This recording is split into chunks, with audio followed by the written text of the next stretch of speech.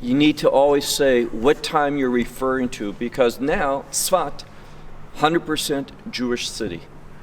But if you went back into the early times of last century, you had the English ruling over here, and with that you had a divided city. Where we are was 100% Arab. In a few minutes we're going to continue on this way. We're going to come to a large set of stairs, and that was the stairs that divided the city between the Jewish population and the Arab population. And history here, there is a cave. If you go up, and you can look at the building behind you, and believe it or not, you can go on the other side of that and still continue to go up a little bit more. We won't do that tonight. But there's a very important cave. It's a synagogue, but it's known as the Cave of Shem Ve'Eber.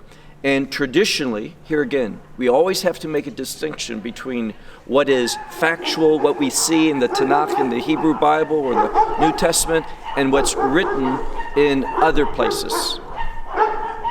And according to tradition, when Yaakov left, when you remember he went to do something, what did he leave from Israel to do? To find a wife. Now remember, Eliezer went to find a wife for Yitzchak, but Jacob went himself. What was the motivation? Why the difference? Mm-hmm. Esau was going to kill him. And so for Isaac not to leave the land. That's true. That's true. And therefore Yaakov went, and the tradition is that he came and he studied and learned things here in Tzfat for approximately, I believe, and correct me Tito, I believe for 14 years. And then he went to see the family. He worked for 7 years and another 7 years, and then you know the story, he came back. But Tzfat, a very important place. Now, something else we need to remember here. I used to live here 16 years ago for 6 years, and we had a neighbor, the Maimon family. And their brother was mayor, and help me out, Tito, with this, but I believe in the 70s, there was a terrorist act committed at a school in, was it Ma'alot? Ma'alot. And there, approximately around 21 kids were killed. Mm. Who planned that terrorist attack? Guess. Who's the head of the Palestinian Authority? Abbas? Abu Mazen. Yes, Abus. And guess where he had a home, where he grew up? Here. Right here in Tzfat. And his home, his family home's not too far from here. And he wanted to come and visit it. And this is when the Maimons, their brother, and the reason why it's relevant for them is that their family was from Ma'alot. And they lost individuals. And his brother was, I don't want to say paralyzed, but almost paralyzed, because he heard the gun shooting going on and coming near. And he was a first grade teacher. And what did he do? He started taking kids, and of course it was just a boys' school. He took kids and just began to throw them out the window. And then at the end, he took them all that he could and jumped out, but he landed on his back and broke his back. So it was a very, as you can imagine, a sensitive situation for that. Abu Mazen wants to actually buy that home, but it is now a woman's midrashah, kind of like a study institute for young women. So if we can, maybe we'll go by it on the way back to the hotel.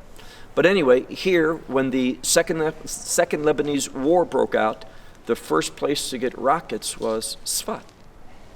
And at that time, there was no warning system. It took about 2 weeks for there to be any type of alert that any rockets were coming. And there's a well-known local rabbi, Kaplan, and there's a place called Givvat Shoshana, which means the hill of Shoshana. Shoshana can be a rose or a lily. And he was living in there, and the first rocket that hit in his courtyard. And he happened to be in the room. And when it did so, all this glass and stuff came. But guess what? He was not hurt at all. And then later on, he was out driving. And here again, there was no sirens at that time to let you know. and one landed right by his car. And my son heard his lecture. He went and he had holes in his hat, in his car, everywhere. But again, he was unharmed in that. So he was always talking about something, hashgacha pratit. How would you translate that? Personal supervision. It's supervision in a very, as Tito said today, very personal way. Maybe the theologian would translate it the providence of God in something like this. So the funny thing about him is that once the sirens started, being assembled and you would hear them, he was always driving around. I can remember seeing him 3 or 4 times just driving. He would always like that and never stop for a siren or anything. But anyway, don't know why I said that. But what we're going to do tonight is to visit some of the most significant synagogues. Now, we're not going to go in, but we're going to go by them and see them, and each one has an interesting story. We'll come to one which really shaped Judaism all over the world, right here in Sfat.